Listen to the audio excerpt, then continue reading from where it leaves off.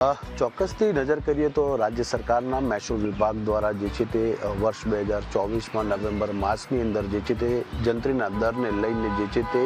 વાંધા સૂચનો જે છે તે મંગાવવામાં આવ્યા હતા। અગાઉ પણ જે છે તે રાજ્ય સરકાર દ્વારા જે છે તે જંત્રીના ભાવમાં વધારો કર્યો હતો, જેના કારણે વિરોધના સૂર જે છે તે ઠેર ઠેર જોવા મળ્યા હતા। ત્યારબાદ નવેમ્બર 2024માં પણ જે છે તે રાજ્ય સરકારે જંત્રીના ભાવ વધારાને લઈને જાહેરાત કરી હતી। તેને લઈને ફરી એક વખત વિરોધનો સૂર જે છે તે જોવા મળ્યો હતો, પરંતુ સરકારે તે નિર્ણય જે છે તે મુલતવી રાખ્યો હતો, એટલે કે કોઈ પણ પ્રકારની કાર્યવાહી આગળ નથી કરી અને લોકો પાસેથી જે છે તે વાંધા સૂચનો જે છે તે મંગાવવામાં આવ્યા હતા।